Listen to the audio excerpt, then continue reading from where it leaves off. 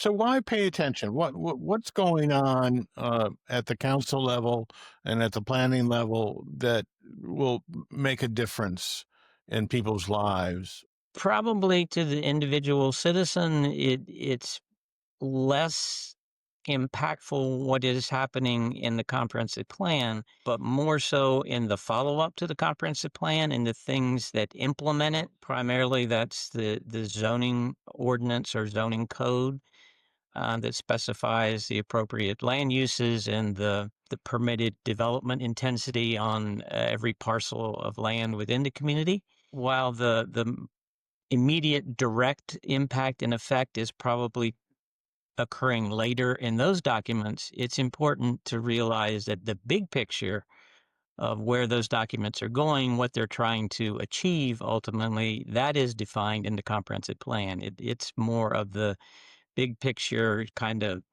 30,000 foot level goals, objectives, overall vision for the community. In many ways, this is an evolution of not only the 2010 plan, but the one or two plans before it. It's a Uh-huh. continuing, unfolding Yeah. story, but the underlying big picture premises have not changed that significantly. They have added a new chapter this time on sustainability to take into account all those various sustainability issues. I was going to say. And not only from the environmental sustainability point of view, but they've included fiscal sustainability in that discussion and a recommendation to require a fiscal impact analysis for new development in the future so the town can be better assured that we end up, on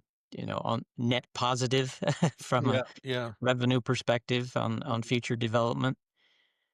Probably the biggest change that they certainly wanted to make the council aware of is, and this largely reflects what we've heard throughout the public input gathering phase, and then subsequently leading up to the present, is there's a strong preference for future growth over the life of the next plan, i.e., the next 10 years, to occur on land that's already within town rather than having to go out and annex new farmland or forests Uh, and create new developments out on the edge of town.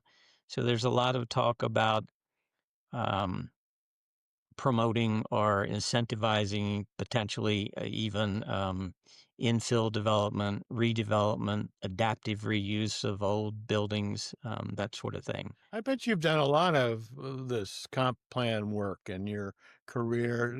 Has anything surprised you this time around? If anything surprised me, perhaps it's the lack of surprises, if that makes sense. That this I think that's a plan, good thing, right? yeah, I think so. Uh, We haven't heard a lot of strong opposition to anything that has happened in the last 10 years, not a strong indication that we need to change radically anything that's in there. Mm. So I think that is really the underlying reason why I say this is really an evolution and continuation of the current plan. Lynn Thomas, thanks so much. I Oh, appreciate sure. it. Like to check in with you occasionally down the My road. pleasure. I'd be happy to do it.